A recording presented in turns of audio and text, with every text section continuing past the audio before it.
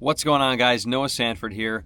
Welcome back to the Thursday Fishing Report as usual. We're going to keep it brief today. We're going to go over water temperatures, wind conditions for the weekend, where I've been catching these bass, and most importantly, how I've been catching them. So let's just go ahead and jump right into it with the weather for the weekend, guys.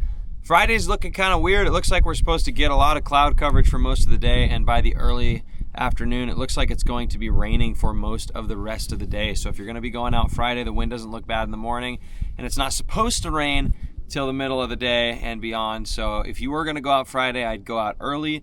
Saturday looks pretty windy for a majority of the day. Unless you get out there really early and you're done by like 7 or 8 o'clock, it's going to be probably too windy to go out on any kind of kayak or small aluminum boat. Even on a bass boat, 21-foot, fiberglass bass boat like this, it's still probably going to be a little bit sketch. So I'd probably dodge Saturday unless it's your only day. If it is your only day, wake up early, get out there early. Sunday looks really nice though. I should have mentioned Friday and Saturday have a high of mid-80s. Sunday only has a high of 78 down here on the lake, and so it's going to be beautiful weather, and there's going to be very minimal wind on Sunday as well. So Sunday's probably going to be a really good day to get out there. Let's go ahead and talk about the water temperatures, guys. As we've continued to see these nighttime temperatures drop consistently, the water temperatures have been doing the exact same thing. And so basically what's going on is we're seeing a lot of, that was kind of weird, there's someone in an Audi with a Montana license plate just videoed me as they're driving by. Anyways, probably a tourist. That was strange. But what was I talking about? Oh, right. Okay, water temperatures. So water temperatures, like I've been saying, as the nighttime temps keep dropping, so do the water temperatures. The warmest water temp I found today was like 76.9, I think, and that was towards the back of a cove. Main Lake is going to be mid to low 70s. A majority of the areas you're going to be fishing are probably going to be like right around 75, 76. So it's come down quite a bit in the last couple weeks. A few weeks ago we were still seeing 80 degrees pretty much all across the board, and it's been dropping a degree, 2 degrees every week consistently for the last couple weeks. And so it's going to continue to do that throughout the rest of October. Probably by the beginning of November it's going to be high 60s. And so that's just kind of is what it is, and that definitely plays a factor with where the fish are and what they're eating. So a lot of the fish, surprisingly and not surprisingly, depending on how you look at it, have been very shallow for me recently, guys. We're talking largemouth, smallmouth. I'll get into the stripers in a sec, but the largemouth and smallmouth, a majority of the fish I've been catching recently have been shallow, and it's really been area and time of day dependent. So most of the bites I'm getting early morning right now. I'm getting in that first hour of daylight. From dark to the first hour of daylight, that's when I'm getting a majority of my bites. In fact, on my guided trips, we're probably seeing 50%, if not more, of our action throughout the whole morning in that first hour. The fish are really keyed in on that bait fish early in the morning, and we're going to talk about why that is. So the bait fish, for some reason, on Lake Mead, they always go shallow early in the morning and late in the evening. Not sure what they do at night, probably stay tucked up shallow, but early in the morning you always find the bait fish shallow. And so you're going to want to go out there and look for like those sandy and grassy coves, because that's what's mainly going to hold those bait fish. If you can find some sticks and weeds in the back that are sticking out of the water, that's a bonus, because that's where the shad lay their eggs, and so you're definitely going to find some there. But what I kind of want you guys to do is just go out there and look for those sandy, sticky, grassy areas. 9 out of 10 coves like that, you're probably going to find some bait.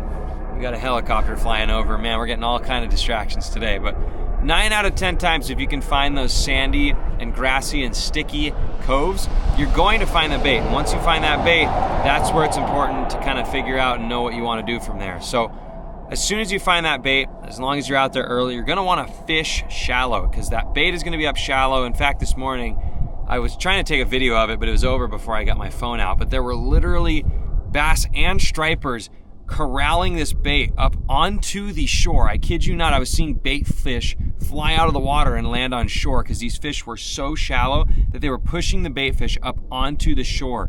It looked like there was just a bunch of people throwing rocks in the water right next to the shore. I mean, it was just crazy, just boiling like crazy, pushing bait fish up.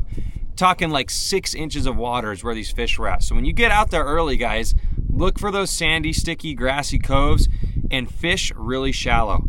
I would try a topwater. Topwater's been doing well for me. In specific, I've been doing really well with like a popper and a walking bait. Those two have been really key recently. But the key is small, okay? The bait fish are still only like 2 to 3 inches at most. So I've been using kind of like my smaller to mid-sized topwater baits. Anything in a shad pattern is gonna work just fine. And fish them really shallow. I mean, like I said, I know I've said that a bunch, but really guys, that's where you're gonna find not only the bass, but also the stripers in that first hour or two of daylight, is in those sandy, sticky, grassy coves up shallow. So if you go out there and do that, I can almost guarantee you're gonna have some success. Aside from the topwater, obviously any shad imitating bait's gonna do good. A shallow running jerk bait, a little swim bait, a little square bill, anything that looks like a shad, you're gonna do fine. I actually caught one on a flutter spoon today too, which is kind of crazy. So anything that looks flashy, silver, shad-like, you're gonna get bit on.